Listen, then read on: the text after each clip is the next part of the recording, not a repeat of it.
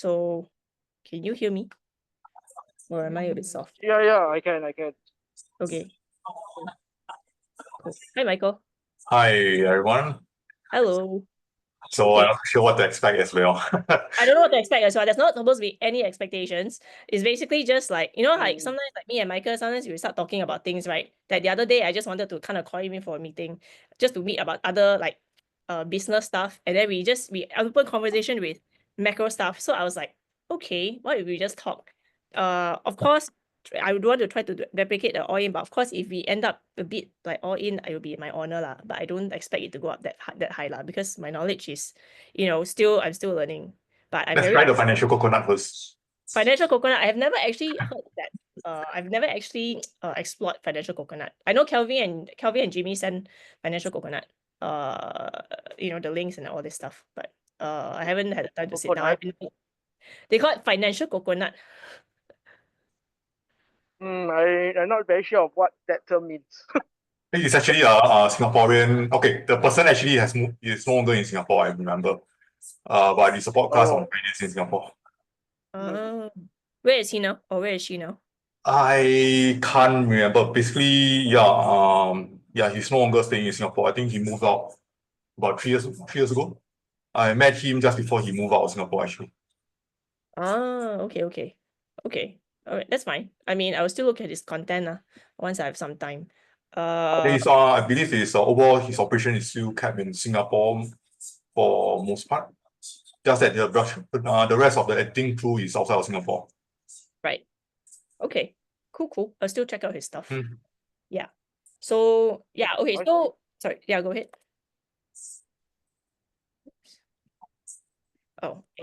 Right. So I guess we will start with I was hoping to talk about the tariffs, and recently a lot of people say when Trump start with the tariffs, right, markets will go down, a lot of job losses. Yes. And it seems that the effect is quite immediate so far, which is quite interesting. The counter side of the argument, but then over the longer term, it will be sustainable according to other economists on the pro tariff side. So just want to also get 2 cents for you guys how you all think about the tariffs. Do you think it's a good idea? Do you think it's a bad idea? Then I will have a little bit of input also later on. Yeah, Michael. Personally, I think I'm probably on the not so pro tariff side. In general, I think for ever since history, whenever there was a tariff, basically everybody will be going to protectionist mode and stop trading with each other. This is what I understand since for quite a long time. Even though last time when US actually never did have this thing, this income tax thing, they actually rely on tariff in order to get the government funded.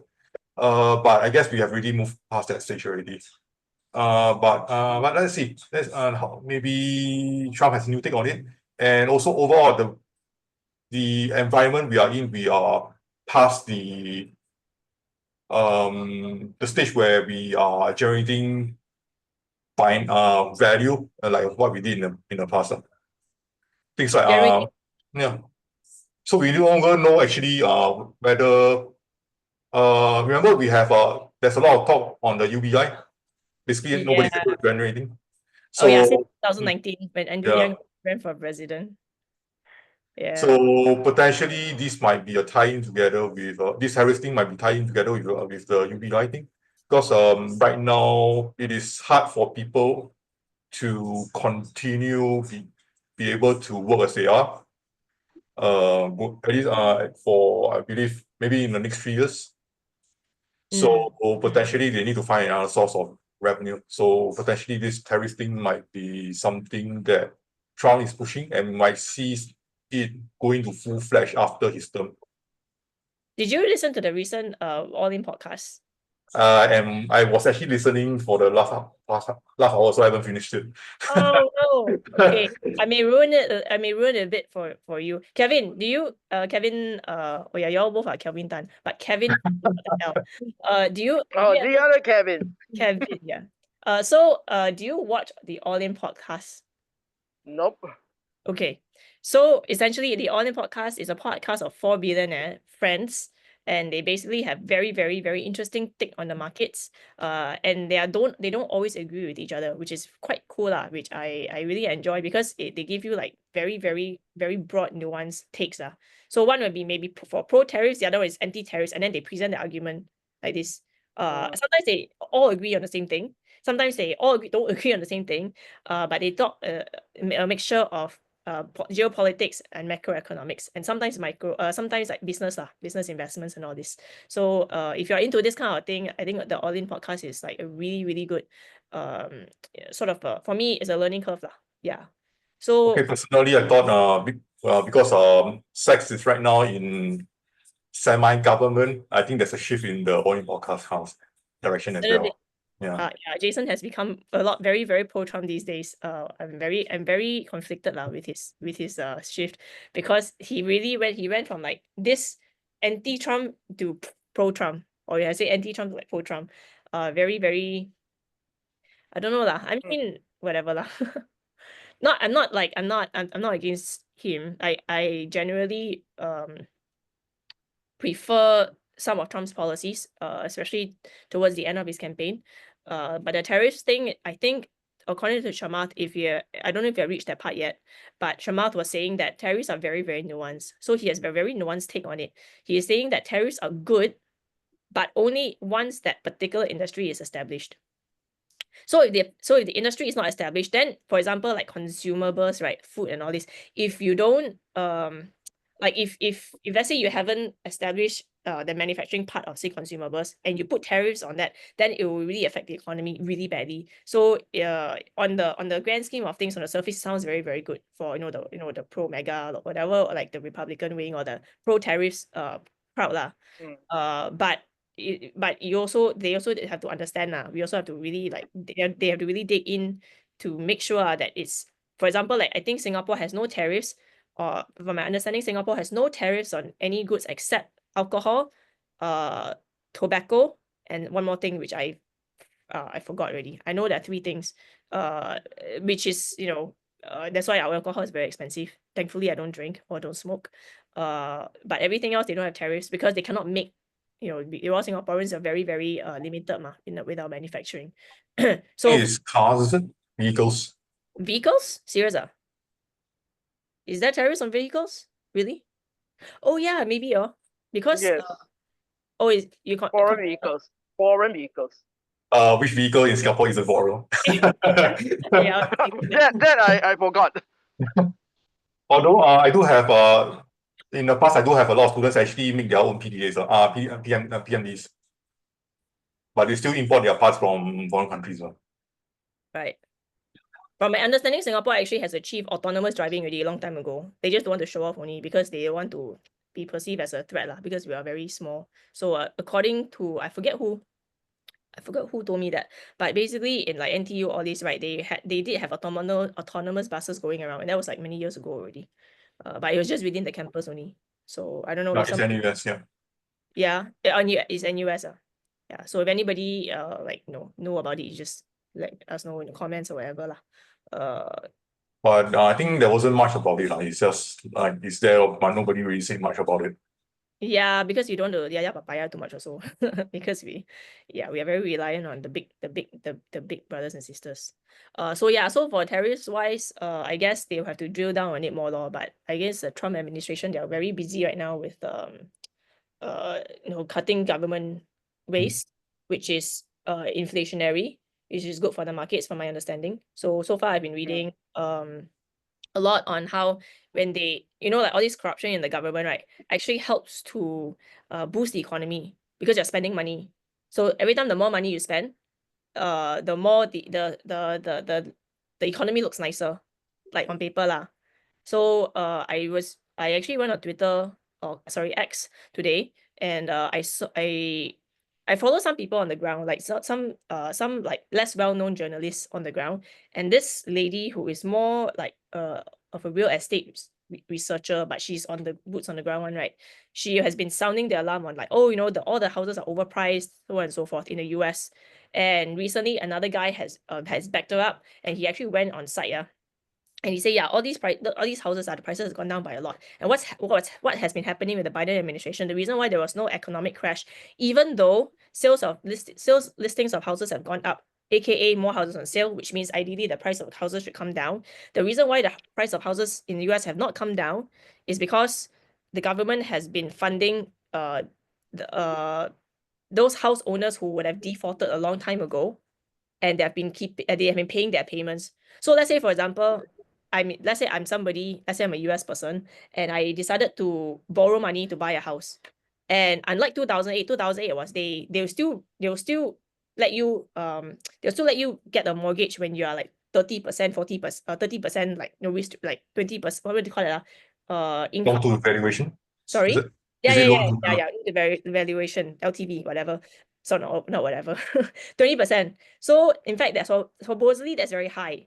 But this time around, right, they allow even up to 43% LTV, which means that let's say your income is 10,000, you can borrow up to, I don't know, like 40% of your income to go and pay for your mortgage. And apparently that's very, very risky. And then a lot of banks have been allowing that, but mostly because the government has been allowing that also. So when, let's say somebody like me, let's say I decide to buy a house, and I go on very, very high mortgage. I mortgage like 40% of my income, right? And I default on my payment 1 year later, the government is continuing to help me pay my mortgage some more, no? So that's why the price of houses have been staying up, because nobody is willing to sell because they can afford, So yeah, so I think Doge will likely be cutting that down, and when they cut that down, means it's a deflationary thing, and when everything is deflationary, recession will come.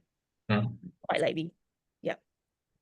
So I kind of agree on that point, where if Doge actually went to aggressively cutting down on government expenses, yeah, that would be very if we will cut back a lot of spending and also reduce the GDP quite a bit. So yeah, we could see a recession going on in maybe next year or so. You think next year? You think the economy can hold this long, I mean, as in officially it will be declared next year. I think it shouldn't be a surprise that we're already in a recession for quite a while already. I think so also. Although the recessionary people have been saying since 2022, and the markets have gone up, but I think it could also be because of that, the whatever we mentioned earlier, the government funding borrowers their monthly mortgage payments. And then the other reason by this guy called Eric Basmajian from EPB Research, he does a lot of microeconomics with macroeconomics, but he looks into the manufacturing industry, construction industry, real estate industry, and then the last part is like the service industry. When the line goes down, that's when they are declared officially recession. But let's say the manufacturing and construction industry is down, right? They will not declare an official recession yet. But these indicators should usually eventually will lead to a recession. So he's been tracking the numbers here. So according to his latest data is that one of the reasons why, even though the manufacturing has gone down, it hasn't really like gone down below a certain level where it would be officially classified as a recession in that industry, because there's been a lot of backlog, and it's because of COVID. Because of COVID, during COVID, the interest rates went down all the way almost to 0%, right? So a lot of people have been borrowing loans, this and that. So there have been a backlog of a business basically waiting to happen. So now they are reaching to the end already. So he said that likely the recession should come soon, but he hasn't given like a time frame on when it would be. So we are just, I think Warren Buffett is good as in he is very, very astute So he's just very patient, even though he's like almost 100, he can still wait. Keep everything in cash, and then I think when things really dip very, very hard, then I think that's when he's gonna buy. So I think maybe we can just follow his footsteps. Yeah. Kevin, any thoughts? I would say now it's time to keep cash if you are investing. Basically, if you're asking what is my forte, I don't really look much at news and things, because I usually look at chart and the market and all those price in the stock and options. Mm. So that's why what you all mentioned earlier doesn't really what I call comes to my mind because I don't really do that. But as I also do investing, obviously I have to look at certain things. Yeah. Yeah. So if you're talking about Warren Buffett keeping money now, I'm also keeping money, waiting for a go in. As for recession prediction, right? I'm also looking at around August, September this year. I'm not exactly looking to next year. And market has been quite red since the tariff news came out last Monday. Yeah, but this week there should be some recovery, but next week maybe go down again. It's quite bad on that term. Right. How does Michael look at it? Yeah, so a personal take will be for me is okay. I think you might have already know when actually there's a recession. Okay, stock market has always been forward-looking rather than looking at present time. So when the actual recession has already hit, the market should already have gone, should already be going up already. Everybody's expecting stimulus to come in now. So actually, it is just before officially being declared recession where the market will actually tank.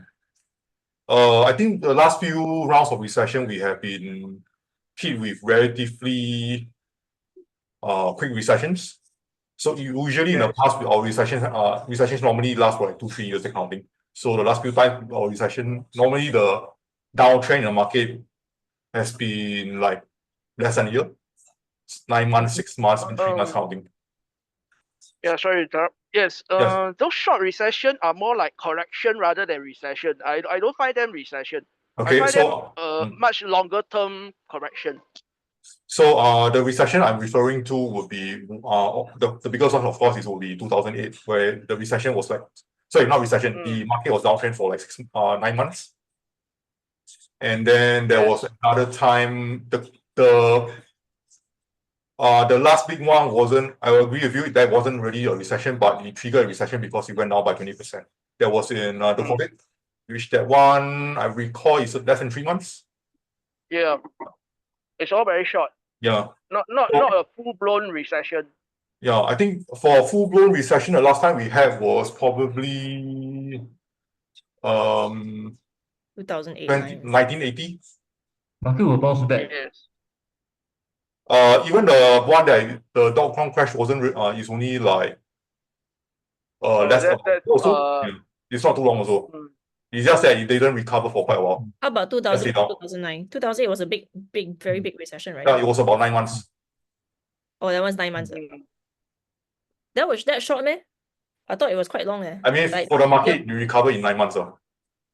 Oh yeah, okay. I think I know why. Because yeah, because everybody will be the governments are putting money to the market. Stimulate yes. It went interest rate down to 0%. Okay, yeah. It makes sense. Yeah. I think that from my understanding, Trump will not care about this law. So far, apparently, he's been saying that we don't care about Wall Street. We only care about Main Street. Stock markets are usually for people who have money to invest already. So if they lose their money, that's fine. I mean, not exactly, but in a crude way lah. He say, people who are, he say it's good for people who have no investments in stocks and whatever, because let's say, for example, people who are like over leverage on property, for example, that's the problem lah. They should have managed the risk profile better. And then if let's say the housing prices go down, then people who have been a bit more conscious with their money, they can actually buy into these houses. Is in a way in that they are trying to say that the market should balance itself out over time. So but he does also, I believe he also wants to lower interest rates. He's very, very adamant on wanting to lower interest rates. It's just that Jerome Powell, the central banker, head of the Fed, right, the Federal Reserve, he was saying that he wants to keep rates higher. So which I also like, having the rates a bit high. But then also they will also slow economy lah, because that's borrow money ma. So less people borrow money, they harder for businesses to form, and so the economy cannot stimulate as much, so on and so forth. Okay, I'm going to have a controversial controversial thought. Yes, hit me. If Trump's tariffs actually went through, at least 25%, I would Actually, I will actually put some money on Jerome Powell actually make the interest rate go past 10%. What? Yes. 10%? Go. Yes. Yeah, just to stop the inflation. Yes. I agree too. Ooh, okay. I didn't think of that. Thing that we had in We're 1980s. thinking on the same line. Yes. The tariff, wow. the tariff need a reaction. That will happen really. Okay. I think that's a very, very interesting take. Didn't think about that angle. 10%. Actually, okay, we had 20% back then, but now overall the interest rate has been now since like the last 200 years. So I think 10% should be about able to do it. Should we give? There should be enough shock at 10% interest to shock the market. I'm looking at around 8. I don't think it will go until 10. I'm looking at around 8. So actually, okay, we have all these thoughts, right? What does Jerome Powell want, do you think? Or what's his like inner motivation? Is his motivation to cause as much pain in the markets as possible, like Trump? Or is his motivation to try to keep the economy as stable as possible? Because if you go up to 8%, right, there's going to be a lot of pain in the markets. There's also going to be a lot of, I don't know, pain, I think, on Main Street. I believe so. So you're very confident that he will try to crash everything that could lead to a depression war? I mean, I won't be surprised if it does. Yeah. So one of the things that stopped the runaway inflation in the early 80s was, basically, then I can't remember the guy right now. Name escapes me. The very popular guy, he's there, very tall, right? Yeah, correct. Jerome Powell's hero lah. Basically, what he did was to crash the market so that the inflation can stop. And the inflation rate, even though it was that high, it didn't last very long. So I think it lasted about a year or so. It's just that it took some time for the market to recover. Who does he look up to? Let me see. Who does Jerome Powell? So I wouldn't say it is highly possible, but I won't be surprised that something like this is going to be done. So I agree with you on this part, where because he does look up to his mentor. Let me see if I can find the name. Chairman before then I can't even remember that guy also, the most famous one. Shalan, I've not been looking at it for Paul, is it Paul, right? Paul something, right? Yeah, Paul Volcker, sorry. Yeah, Paul Volcker. Paul Volcker, okay. Yeah, so Paul Volcker, okay, yeah. I see it, all right. So expect potential interest rates to go up to 10%. That'll be pretty. Especially if this tariff thing is going to be really taking off.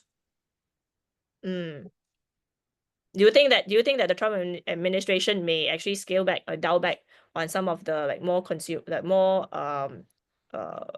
more how to say the goods that are not more necessary, like the consumables, for example, those consumables that you can't actually get from the US currently? Do you think he will maybe scale down on that, or do you think that he will just like at this point I am not sure. Knowing Trump, from what I know of him, most likely he's just trying to threaten the use of tariffs to get a better bargaining chip. However, if he actually do carry on what he says, then potentially we'll be looking at runaway inflation, and then we will have Jerome Powell to step in to stop it from happening. This is what I see in the scenario. Because so far I feel that he's been quite receptive so far to his base, to the people who support him. So I think if his base start to guo jiao, right, then I think he want to do something. He may do something like then he may scale back on his hardliners a little bit. So that depends on the people on the ground there, how they respond to the overall the tariff. Yeah. Right now, the pro and against tariff, I can hear is more or less split rather than clear to one side. I think. Speaking of tariffs, right, I wanna like divert a little bit. Did y'all hear that TSMC is planning to invest $100 billion to build 8 factories? I think it's 8 manufacturing factories in the US. So TSMC is the biggest semiconductor company in Taiwan. And yes. Yeah. I haven't really thought too deeply on how it may affect affect affect everybody globally. Of course, it's good for the US, and that's a win for Trump, in that regard. However, on the Chinese side, especially for the Taiwanese side, I think the Taiwanese are quite. I won't be surprised if they are very pissed off lah. Feel very betrayed lah by, you know, their TSMC CEO about that. So any thoughts on this part, since we're sort of still in the tariffs arena? Kevin, you want to start first? If not, I can go also. Exactly, I will say we have to wait for it to really solidify first because the news is too light now. Okay. Yeah. So if it does solidify, yes. I can't say how Taiwan people will react. Obviously they will be a bit pissed off. As for 8 factories and bring them to US, it may not really help out much on the US part. You don't think so? How come? Because of the mass. That means how big TCMS, yes? TSMC. I think that's correct. TSMC. No, yeah, I think that's correct. Oh, you mean yeah, because it's quite big and then it's very huge and most of its price is already quite high also. So in a way of looking at it, I would not say very big impact on the US. if it and eight and another thing is, will US allow 8? Yeah, that's why I say must wait for it to solidify. I think the US will allow 20 if they can. I mean, is manufacturing based in their country, right? So if anything happens and let's say China and US get into war, China can stop the supply. Let's say because Taiwan is so close to China, it's very easy for China to say, okay, we're gonna take over Taiwan. And Trump is he's not pro-war when it means incurring more losses than wins. Like he's a little more strategic in that sense. I wouldn't say that he's completely anti-war. I think he will deploy war if it's necessary for the interest of the country. But the semiconductors are very important for the US, because I think the US, all the computers, all the technology, all the electronics I think pretty much almost all of them, most of them, if not all of the chips actually come from Taiwan, TSMC. So if China takes over Taiwan, TSMC belongs to China, US, already. Like, no, there's no hope. So I think maybe in the beginning, maybe the impact may not be as big. But if they ever go into war, at least they have 8, facilities where they can continue to produce chips lah. I think it will still be inflationary. I think you're right. It won't make a very significant, like super significant impact. But I think it will help to soften the blow if China and US may eventually gets to war, if they ever do lah. Hopefully they won't. But they seem to be kind of pissing China off more and more these days. So hard to tell also. And also it takes a while for manufacturing facilities to build. So I also don't know how fast they can build. But at least but at the very least, electronics technology, we're so dependent on the chips, right? That it's a very important move for the US lah, and it's good for the US lah for that. Not so good for Taiwan no, because I think it makes Taiwan a bit more vulnerable to have no choice but to go to China if push comes to shove. So yeah, so that's my take on it. Michael? Okay, for myself, I will be thinking, actually, we had one round of this before. At the start, we have the CHIPS Act where TSMC actually was committed to open factories in US already. However, eventually you need to know where, wasn't it? So this time round, that's why I say must solidify. Yep. So there's a few things for companies to open factories in Singapore. Not only do they need to clear the government, I mean it's in the registration, then they still need to fight with the environment agency. So there's that. And even if they get that through, will they be able to find the workers in order to be able to work there? When you say environment agency, you mean like the EPA, is it? Yes, correct. And And then, action yep. agency. And then there's still right now, even though Taiwan says they have they're opening 8 factories, right? Could these 8 factories be such that they are actually incorporating the proposed merger, proposed takeover of Intel by TSMC? So in that case, they may not even need to build in the first place. They are just merely taking over what Intel has. But Overall, Intel's a I US, don't think, sorry. Intel's a US company. Or are you talking Yes, about correct. Yeah, so basically there are right now there's a lot of talks where Intel is being broken up, taken over by TSMC, and the other is taken over by TSMC and Broadcom, is it? Or can't remember the other company. But basically they're trying to break Intel up because right now Intel isn't really doing anything, even though they receive tons of it during the CHIPS Act. Okay. Okay, and finally, I personally think that the Taiwan government will do whatever it takes for them to continue holding TSMC's most advanced chips to be still produced in in Taiwan. I can't see that going away. It's too big a risk for Taiwan to let it go. Once TSMC actually let this go, right, basically Taiwan will be under the mercy of they will be pinned under by China. China will just walk in. No longer does Taiwan has a bargaining chip for China to not take over them.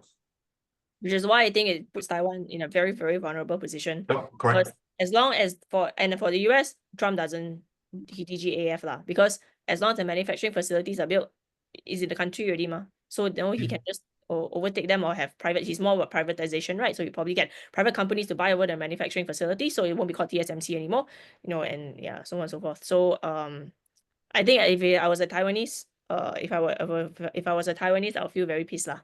Yeah. But on the other hand, no. I don't think the Taiwanese itself will be very pissed off. You think? Yeah, we are all after all Chinese, we just go after the money. I guess it depends on which side you're on. Let's say you're on more of I don't know lah. I think the Taiwanese are in a very, very precarious situation and very sensitive lah for them to kind of approach. Yeah. I was actually in Taiwan last month for the first time. Like first time actually observing and learning about things, and they are very, very different from China. So they are like 100% different from China, 180 degrees. Like China, they want to know everything, right? Digital lah, this lah, that lah, facial lah, iris lah, whatever. You can go to the vending machine or you go to a supermarket and they scan your face, scan your iris, okay, done. You don't even have to take your wallet or even your phone. But Taiwan, very different. Everything is cash, so everything is very private, and they are very much into crypto also. So me and Vedrana, we were so very surprised lor. We were very surprised at how private they are lah. So I can foresee maybe at least half the country will not want to go back to China.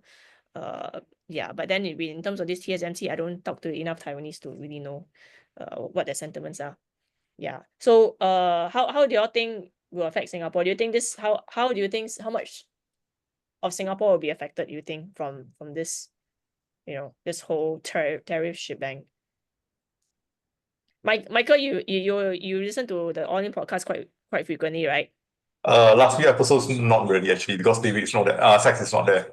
Quite good though. Yeah, it's still quite good, especially when Joe Lonsdale is there, right? Because he does present a very nuanced take lah, and he's not for tariffs actually, but he sees the bigger picture. But anyways, several episodes ago, I forget which one, but I remember Chamath was actually mentioning that Singapore, he's mentioned Singapore specifically in terms of this quantum chip thing. He said that because China is subject to 25% tariffs, right? So one way for them currently, what's happening is that they are actually shipping. I think US is Singapore. Then Singapore will reroute to China. So China bypasses the 25% tariffs. Actually, they bypass whatever tariffs already lah, in some sense. It's not really a tariff part. It's basically they are getting the H100 chips from China. So Singapore is buying. Companies from China is creating shell companies in Singapore in order to buy the H100 chips in Singapore, so to ship it to China. Okay. So how do you think? Do you think this will affect Singapore? Because Singapore, the port also gets some money from. So I do think that this will eventually, this kind of thing will eventually catch up with Singapore. So, however, if I want to say how it affects Singapore, that one is currently up in there. I have no idea how is it going to be, because one thing is, US will definitely want a second base other than Philippines in order to be here in this part of the region. You Right think- now, Vietnam is out of question. I don't think Vietnam is a good place for US. Philippines is too near to China. So Indonesia currently is still very neutral, but it's shifting a bit towards China, and Malaysia is already with China. So currently the only place left would be in Singapore. Of course, we still have Cambodia, Myanmar. They are also pro-China, more pro-China than to US. Even So Cambodia.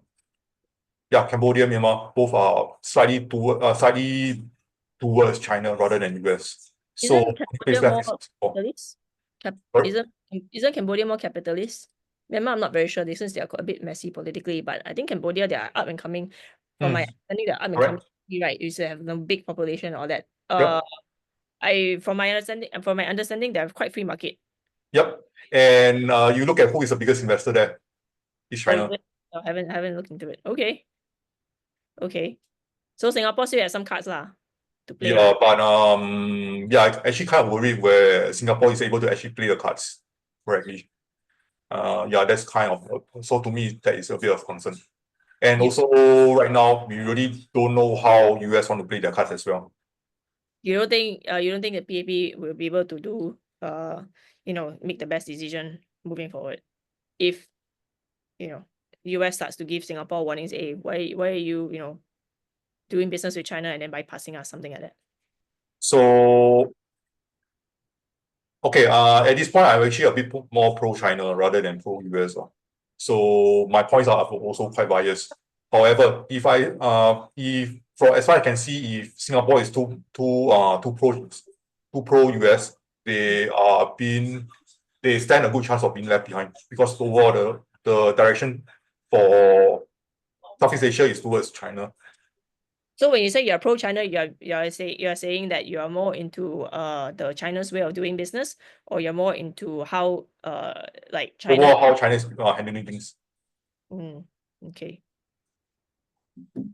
So this is my bigger concern. Once Singapore actually goes siding US, I do see that the trade with China is going to be badly affected, especially since I believe China is the biggest investor here in Singapore still. Oh, is it? Not US? No. What are they investing? In fact, most country, China has come up to be the biggest investor. In most countries. So for Michael, basically worried that the PAP will be more pro-US and that's more of your concern that being pro-US will be the wrong decision Basically, right now, all I can see is US is a sinking ship, unfortunately. They are I think they're quite behind in technology. I think Trump and administration realizes it. It's just that I don't think they are able to get the population to move. Because they are first and foremost, their technology is very backwards. A lot of people are adamant to not change their ways, and also they are very, very anti-digitalization. So Trump administrations, I guess, credit or discredit depending on which angle you're looking at. But of course, I think for us Singaporeans, we'll probably look at it as more like a good thing because we have this for a long time, SingPass So for example, SingPass is basically a government entity that we basically entrust all our information to the government cloud, and they can basically shut us down at any point. It's just that we can trust the government to not do that. But for the US side, you don't know. No, according to a lot of Americans, there's security concerns, all this. But if you want to advance the country forward, you need this kind of thing, you see, because you need to connect everybody together. The government kind of needs an oversight. So you either digitalize, you either put your trust in the government's hands, which I think a lot of Americans, especially the right wing, the right side of US, they would rather not have that. They rather keep their privacy completely. But then the downside of that is they cannot advance. So China will, like you say, Michael, like they will continue to eat up the market. Eat up, they will start to expand globally, and then eventually US will have no choice but to catch up. But the Trump's critic is he is looking into trying to digitalize everything, but I think he's getting a lot of backlash from his base. Okay, there's one more thing I want to add. So basically Singapore's future will be determined by Indonesia. You need to see how Indonesia moves. Maybe not in this decade, but in the next 2 decades, I foresee that Singapore fortune will be tied to Indonesia. Why do you think it will be tied to Indonesia, not Malaysia or other country? So right now, after China, I think by the end of this decade, China should be more or less where they need to be. And the next point of development would be in either India or Indonesia. However, I think it will still take for quite a long time for India to get its act together. So I foresee the next point of growth will be at Indonesia, or at least here in Southeast Asia. That should be the main point. And already, Indonesia is already the biggest economy here in Southeast Asia, and it will just continue to get bigger, especially if you take into account the demographics and overall how e-commerce has been prevalent in Indonesia. So I do see that this engine should power us through for next 2 or 3 decades. Okay, interesting take. Kevin, do you have any thoughts? Anything? I think Kevin. Indonesia is quite keeping up already. Rather, I would be looking into Vietnam. Okay. What's your rationale? So China is coming to an end at the tip top already, and it has outstretched quite well. So I do agree with Michael. It may be not much movement for them anymore. They are just waiting for things to fall in place for them. Okay. And Indonesia has already starting a lot of action. So he is also correct that Indonesia could be the next thing to look at, but they are already taking enough action. That's why I'm looking into Vietnam. Are you investing in Vietnam? Or are you looking to invest? Looking to do so. I'm actually quite a bit more bullish on Indonesia than Vietnam for one very simple reason. The age demographics. So right now, if I recall, the age demographics, the average age in Indonesia is still quite a few years younger than even Vietnam. So I would think that Indonesia has a much bigger, has a longer runway, and also take into account the population in Indonesia is more than twice that of Vietnam. I see. So you think? So I guess the rupiah may start becoming strong against the Sing dollar. Not necessarily. Currency strength. That may not happen. Very cool. Cool takes, guys. Anything else? I don't know. We have like 10 minutes left. Do you want to wrap this up, or do you want to talk a little bit about the Bitcoin reserve, strategic Bitcoin reserve? I know it's a bit of a jump in topic. Or you want to just as is, and then I will wrap it up, and then I will just edit anything that is like not convenient for our chat. So is there anything you want to talk about Bitcoin? I'm not very sure about that point right now. Look, because currently at Bitcoin price right now, how much is Bitcoin right now? I haven't been looking at it for a while. So Bitcoin, I haven't seen today also. Last night I checked was 80. I remember I was looking at my crypto portfolio. I think it dropped a fair bit like last night. It did. It was. I don't have a crypto portfolio. I don't have a crypto portfolio. Oh, you don't? Oh yeah, you mentioned. It went back up already. But the crypto ETF, all those are moderate, not much rate. It is still okay. Oh, okay. I mean, they did quite a bit lah. They did. Yeah, they did quite a bit, but it's still moderate, as in I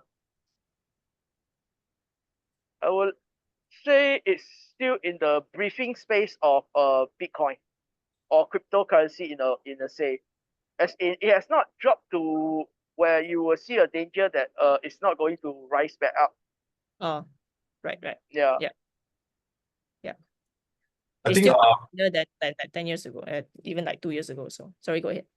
okay, I think we spoke about this some weeks ago. We do foresee that it is still best to reduce your crypto holdings by end of this year, lor. I think we should see the crypto summer to end this year. If not, we really see it being slowly drifting down already. Although I do think that there should be one more leg up. You think so, yeah? If you're right and it goes one more leg up, I think I will probably get some cash yeah. I do expect to see Bitcoin to at least clear 100K quite easily before coming back now again. Okay. Right now is the break past 100 isn't very convincing as yet. But you think you'll still go past 100 lah? Before it comes back now. You say you attended this Feng Shui master thing. He say June is what? Above or below? I keep forgetting. You say there was this Feng Shui master there was one event you attended, and then there was this Feng Shui master who said that something about Bitcoin during the summer, but I forgot if it's like up or down. Oh, Jamie say Master Sun saying Bitcoin will go down between 5th June and 25th October 2025. Okay. So so Michael, do you think that Bitcoin may be able to go up to 100K before June? Yeah, I think it will cross 100K before 5th of June. Oh, I think you check out the rates at body market. I'm not gonna sell Bitcoin no matter what. Yeah, at least until it hits to 1 million now, then I'll see how first. Okay, so I think this was great, guys. Thanks for coming on. Thanks for your take. Yeah, your participation always very encouraging.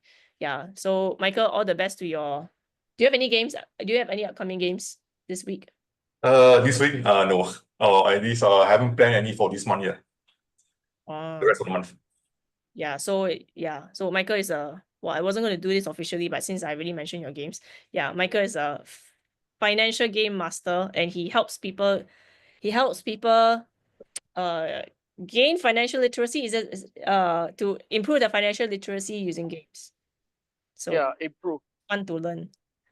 Yeah. So Kevin, I'm not very sure what you do. I haven't really asked you. I just thought your take yesterday was great. My description yesterday was that I'm still a working class, but I'm a freelance financial coach, mainly doing stock options. Nice. Also, so I'm more in the stock market and option market, whereby doing this, right, most likely I'll just look at charts and price more than needing to go into details. Right. So Yeah, you're so more news wise, I'm not very much affected. that's true. And macro doesn't really affect you that much because you're more in the day-to-day, like what goes up, what goes down, the charts and everything.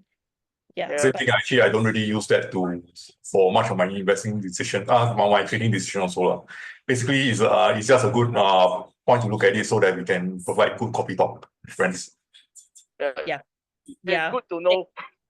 Yeah, I think macro it's just nice to know though. Like, like you guys, right, making money. Macro doesn't help you make money lah. It's just interesting. It's just interesting to see where things could be heading or may not be heading. Yeah. I think it's just fun for me to learn. Yep. Cool. All right. Well, I hope I will be holding this again next week. Hopefully you guys can come back on because love your takes, especially Michael, because Michael, I always talk to Michael, so we always go back and forth on this. Very fun. So if Kevin, if you come on, we'd love to have you back also. Yeah, sure. I'll see if I'm free. Yeah, no problem. As and when. Thanks for coming Monday, on. right? Yeah, I'll try to fix it Monday 8 p.m. first. The days may change. The days may change a little bit here and there, but I'll give you ample notice lah. Yeah. Oh, okay. Monday night seems to be working the best for now. Yeah. Thanks, Kevin, for coming on. Thank you for your tips. No. I didn't expect anybody to agree with me on the interest rate. I think it's pointless. I mean, I don't disagree with you on that. It's just like, ooh, I didn't think about this. Like, oh yeah, it could actually make sense, especially if Jerome Powell it really yes. Yeah, treat who is that Paul Volcker as a hero. Yeah. Okay, if you want to realize how he react, right, is he will allow things to break and then review. if you do notice how it happened over the years, he will allow things to break, then rebuild. That's why I say the interest rate will go up, but it may not hit 10% that high because he will know want it to be broken till it's not easy to rebuild. He will let it break just nice like you are cracking the shell of an egg. That little bit. And then cook the egg nicely until it becomes good enough for everyone to eat. Love that analogy. Yes. Soft boiled egg. The runny egg. I love runny egg. Runny egg is the way to go. I'm gonna make Singapore soft boiled eggs when I'm not here. So Yeah. Yeah. So if the tariff go through, that is something we are really going to expect. well, definitely more cash in the bank to to get those like high interest rates. And if interest rates go up, I'm very much looking forward to holding way more cash lah. So I think as long as you have a strategy in plan, as long as you're financially more or less know how things work, right, you can't really lose out lah. Yeah. That being said, I think that is the high interest rate is still affecting only the US market. For the rest of countries, I am still not too sure whether the rest of countries want to follow USD on that. It's hard to say. Yeah, because Singapore right now Yeah. the currency still closely very much follows USD. You see, the basket of currencies, right? And we can talk about that next week lah. But yeah, the basket of currencies they do. I think they will start to take out some already lah, just to make sure they're a bit more on par. But yeah, they are very strongly tied to USD. So yep. Cool. Alrighty. Well, thanks guys. I shall see you if you're free to come back. Thank you. Hey, thank you. Yeah. See you soon. Thank you. See you. Bye. Bye.